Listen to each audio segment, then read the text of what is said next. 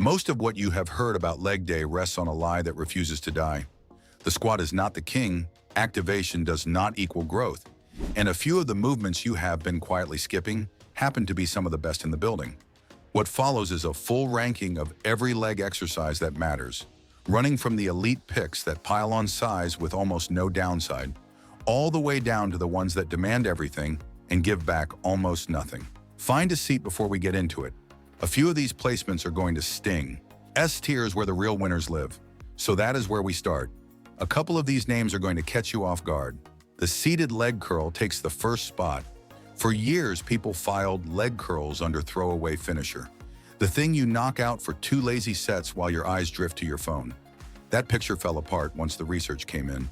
Scientists ran lifters through 12 weeks of seated versus lying leg curls, imaged the actual muscle afterward, and the seated version had grown the hamstrings by a clear margin. The reason is simple, because sitting folds your hip into a bent position that pre-stretches the hamstrings before the first rep even begins. Loading a muscle deep in that lengthened spot ranks among the most dependable ways to make it grow. And nothing else in the hamstring family does it quite this well. If a single hamstring exercise had to carry you for the rest of your life, this is the one, and it lands in S tier without a second thought. Right beside it sits the Romanian Deadlift, the finest barbell hamstring builder there is, and the gap to second place is not close. You ride the bar down through a long, controlled stretch with zero rest at the bottom, which keeps the hamstrings loaded for the entire set instead of handing them a breather at the floor. Glutes and spinal erectors get pounded along the way. The risk stays lower than tearing a bar off the ground, rep after rep, and you walk away having drilled the hinge, a skill that guards your spine for the rest of your training life. Strong, simple, and savagely effective, it earns its place in S tier. The leg extension is next, and this is the call that loses a few of you. People swear this movement wrecks your knees, and they say it with full conviction. For a healthy knee, that fear is mostly a ghost story, since the shearing force here stays low in the vast majority of cases. What matters far more is the imaging, because 2 separate studies clock the leg extension, growing the rectus femoris, that big show muscle running straight down the center of your thigh, better than the squat managed. The squat barely brushes it, since the way that muscle crosses the hip means it never gets properly stretched and loaded under a heavy bar. This is no lazy accessory you bolt on at the end. It plugs a hole your heavy compounds leave wide open, standing as the one common lift that hammers the center of the quad, and I will happily defend its S tier on that hill. A straight knee turns out to be the missing piece for stubborn calves, which is exactly why the standing calf raised locks in here. Over a 12-week comparison of standing against seated, the standing version grew the large, visible calf muscle by a wide margin, because the straight knee puts that muscle on full stretch where it can finally be loaded with real weight. Bend the knee on the seated version and you pull that big muscle out of the picture, shifting the load onto the deeper soleus tucked underneath. Both deserve a place in your week. For the calf shape people clock from across a room though, you have to stand tall and load it heavy, and that earns standing its S. The hip thrust earns its place at the elite end for glute growth. It crushes the glutes at the top, takes more weight week after week with almost no fuss, and asks next to nothing of your lower back. Here is where I owe you some honesty, because honesty is the entire point of this channel. The data has it tying the squat for glute growth rather than bearing it, even though the hip thrust lights the glutes up far harder on an activation reading. That gap is the whole lesson. A movement can make a muscle fire like a live wire in the moment and still grow it no faster across months of training, which is to say that feeling a muscle work is a world apart from building it. No magic here, but for targeted glute work with a back-friendly setup and easy loading, the hip thrust has clearly earned its S. Rounding out the top shelf are the hack squat and the pendulum squat, 2 machines that drive your quads through a deep, supported range with a punishing stretch at the bottom, neither one wrecking your lower back or demanding a balancing act to stay upright. The hack squat is about as close to a flawless quad machine as exists, letting you chase serious weight while the frame handles your stability. The pendulum squat delivers that same deep loaded stretch along a smooth arc that treats your joints kindly. If either one lives in your gym, put it to work and thank me down the line. Now we slide into A tier, The excellent stuff that carries one small catch, keeping it off the very top. The back squat lands here, and the comments section is already warming up. As an exercise, it is phenomenal, developing the quads, glutes, and adductors, building real full body strength, and growing even more muscle when you sink deep rather than cutting the reps short. Here is the part few people want to swallow. It is not mandatory, it barely grazes your hamstrings or the center of your quad, and it builds you a mountain of fatigue and lower back load on every single set. Plenty of lifters with enormous legs built them without ever falling for the back squat. This is an A, a fantastic A, simply not the untouchable king the internet sold you for 20 straight years.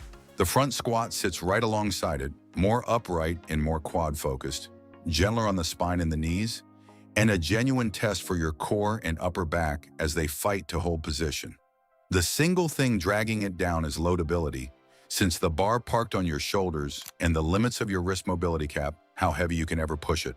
It is a superb movement with a slightly lower ceiling. The leg press belongs in this tier too. You can stack on real weight, run high volume, and carve out the quads and glutes with no balance demand and no bar grinding into your spine. One rule decides everything here, and that is range of motion, because driving your knees deep toward your chest is the exact spot where growth happens. Pile it to the ceiling and shove it 2 inches, and you have trained your ego rather than your legs.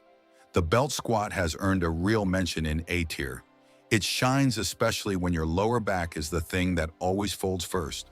With the weight hanging off your hips on a belt, your spine sits the whole thing out while your legs still get torched through a full range. For training the quads and glutes hard without paying the spinal tax a loaded bar charges, it is pure gold. Reverse lunges and step-ups close out this tier as the sharpest single-leg choices for most lifters. The reverse lunge treats your knees noticeably better than stepping forward, while leaning a little harder on the glutes and hamstrings. Step-ups stay friendly to the joints. They carry straight over into real life like climbing stairs and pushing up off the floor. And a tall step lets you drive hard through the glute. Both quietly even out the strength gap between your left and right sides. The same gap most lifters ignore right up until one leg tweaks and the imbalance finally bites. The lying leg curl and the seated calf raise get parked here as well. Neither one tops its own family, yet each covers ground your headline picks leave untouched.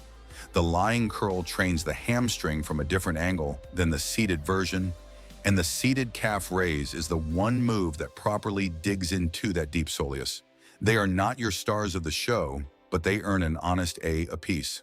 On to B tier, the dependable role players, useful enough, but not the first thing I reach for on a serious leg day. The Smith machine squat slots in right here. Its fixed bar path lets you load up and isolate the legs with no worry about balance, which is precisely how a few legendary physique names built their entire careers. What holds it back is the locked groove, which can shove your knees and hips into angles they would rather avoid, since your body has to track the machine instead of your own natural path. The goblet squat lives here too, an excellent teaching tool that runs out of road in a hurry, because sooner or later you simply cannot clutch enough weight to your chest to keep challenging legs that have grown strong. The glute bridge, walking lunges, the adductor machine, single leg Romanian deadlifts, and back extensions all settle into B as well. Back extensions in particular are sneaky good, since a small tweak to your setup and foot position can bias the work toward the glutes or the hamstrings while barely loading your spine at all. The adductor machine has earned its respect too, training the inner thigh muscles your squats mostly skip and carrying real value for keeping groin strains away down the road. None of these are flashy enough to anchor a workout, yet everyone shores up a muscle your big lifts quietly let slip. The Nordic hamstring curl is the wild card of the bunch. As an injury shield, it is almost untouchable, with research cutting hamstring strains by roughly half once it earns a spot in the program. The trouble is that it is savage to control on the way down, brutal on the muscle the following day, and nearly impossible to load progressively the moment your body weight stops being a real challenge. As a pure size builder, that slides it down to B for most people. Respect it for what it shields, just do not pencil it in as your main hamstring developer. Now C tier, and here comes the placement that floods my comments inside the hour. The conventional deadlift goes here. Before anyone riots, walk through it with me. As a test of raw total body strength, The deadlift is a clean A, maybe higher. This is a leg ranking though, and for building leg size per unit of effort, it simply does not pay off because so many muscles split that load at once that the hamstrings receive only a thin, watered-down sliver of the stimulus while the fatigue bill runs enormous. You end up wrecked for 2 or 3 days by a lift that grew your legs less than a handful of focused machine sets would have. It is an incredible strength lift and a mediocre leg builder, which is why it sits at C and I stand by it. The kettlebell swing joins it down here. Swings are a fantastic power and conditioning tool that will set your heart hammering, but the load stays light and ballistic by design, which keeps the muscle building ceiling low. That popular line about swings building big glutes does not survive contact with the evidence. The Zerker squat, forward lunges, curtsy lunges, and cable kickbacks fill out the rest of C as situational picks. Forward lunges load the front of the knee harder than the reverse version for no extra payoff at all. Kickbacks make a fine way to tack a little glute volume onto the end of a session, but they are a garnish rather than the main course. Now D tier, the high-cost, low-reward zone, where the math quietly stops working for you. The good morning lands here. It plants a loaded barbell across your back and then asks you to bend forward at the spine underneath it, which is one of the riskiest positions you can ever put a lower back into. A few skilled lifters wield it well and stay perfectly healthy. For most people, though, the danger badly outweighs whatever unique benefit it offers, and nearly everything it brings to the table can be built more safely with a Romanian deadlift or a back extension. It is demanding, risky, and easy to swap for something better. That leaves us at F tier, where almost nothing truly belongs, since the honest truth is that most leg exercises build something. One movement earns the basement for most lifters, and that is the heavily loaded sissy squat. The thinking behind it is sound because it stretches the front of the thigh in a way very few movements can rival. The catch is the price tag, since every plate you add to make it grow sends the force on your knee climbing faster than the reward does, and no solid study shows it growing the quad better than far safer options. Straight up, this is the single most debatable call on the whole list. Bulletproof knees and a light load can let you get away with it. For most people, the ticket costs more than the ride is worth, which lands it in F tier with an asterisk. Here is the picture once the dust settles. The lifts that consistently win are the ones that load a muscle deep in its stretch position and let you add weight over time without grinding down your joints. The lifts that lose are the ones charging huge fatigue or huge risk while handing back barely any real growth. Stop bowing to the movements you were told to bow to just because the crowd does, and start choosing the ones that truly reshape your legs. Build your sessions around the S and A picks. Sprinkle in the B tier to patch the gaps, and leave the bottom of the board exactly where it sits. Building muscle only gets trickier as the years stack up, yet the right approach keeps you growing long after most people quit and settle for less. I have put together a complete breakdown of exactly how to pull that off. It is up on your screen right now, so tap it and keep the momentum rolling.